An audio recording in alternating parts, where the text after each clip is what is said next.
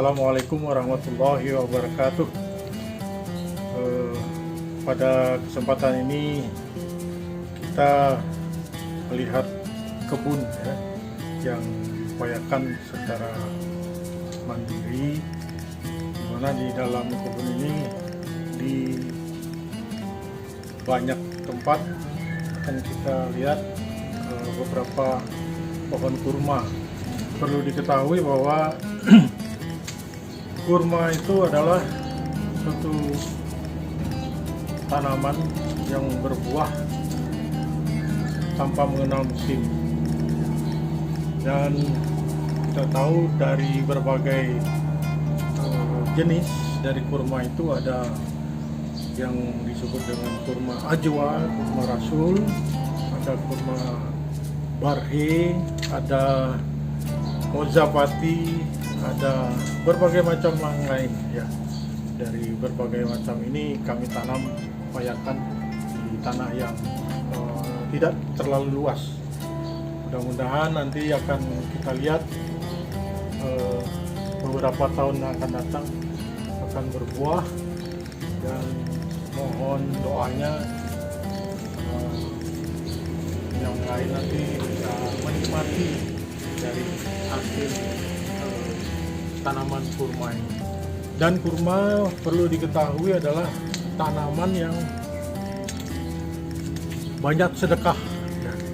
Kalau kita lihat dari ketinggian akarnya saja itu sampai mencapai 100 meter ke bawah, tunggal ya, sehingga dia kuat sekali dalam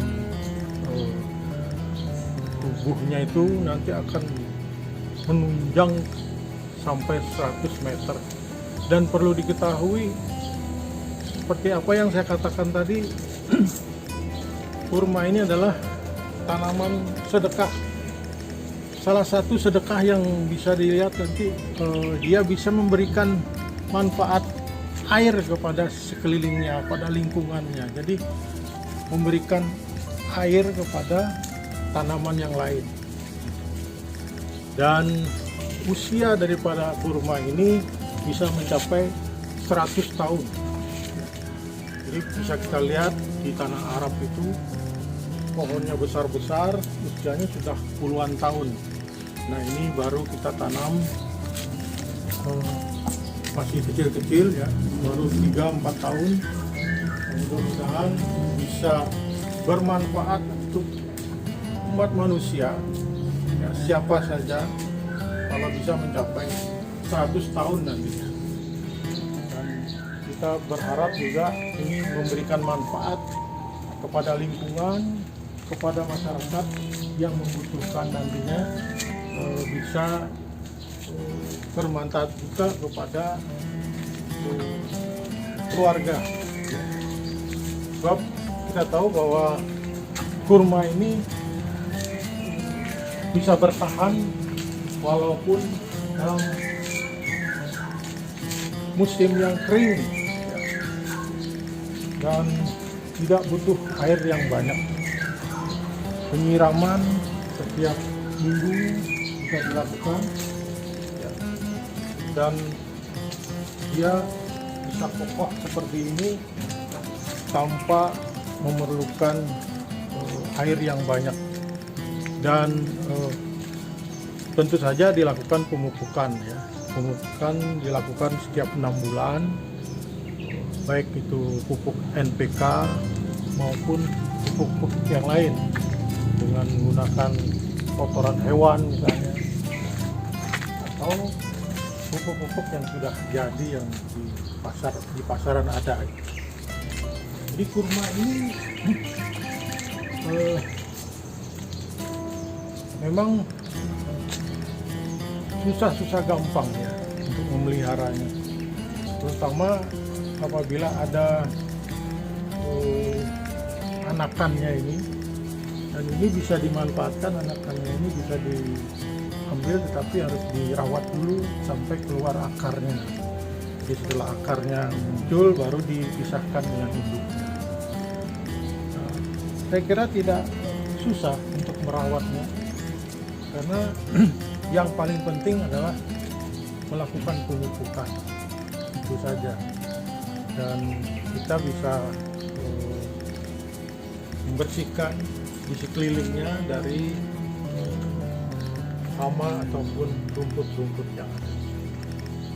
Itu barangkali, dan mudah-mudahan ini bermanfaat buat kita semua, dan tolong doakan mudah-mudahan kurma ini bisa berbuah, karena memang banyak yang bertanya, pertama, apakah bisa tumbuh di Singaraja?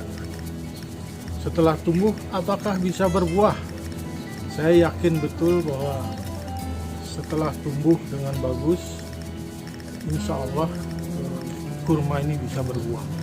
Tapi dengan cara memang harus dikawinkan antara jantan dan betina. Jadi betinanya yang kita harapkan untuk mengeluarkan buah, kemudian dikawinkan dengan bunga jantan. Kalau tidak dikawinkan, seperti halnya di beberapa tempat, misalnya di Masjid Jami, itu tidak akan berbuah. Kalau toh berbuah, dia akan kosong, tidak ada isinya. Dan perlu diketahui bahwa manisnya kurma ini bukan seperti manisnya gula, glukosa. Karena manisnya kurma itu adalah jenis gula fruktosa. Sehingga fruktosa ini tidak mengganggu penderita kencing manis misalnya, sehingga aman untuk semua orang. Dan konon dengan 3 butir kurma saja maka bisa bertahan untuk 1 porsi makanan. Itu yang saya tahu.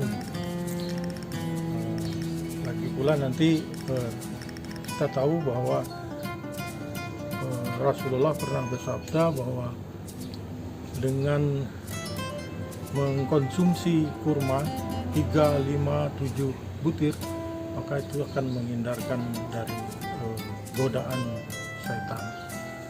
Itu yang bisa saya sampaikan, mudah-mudahan bermanfaat. Terima kasih. Wabillahi taufiq wal hidayah. Assalamualaikum warahmatullahi wabarakatuh.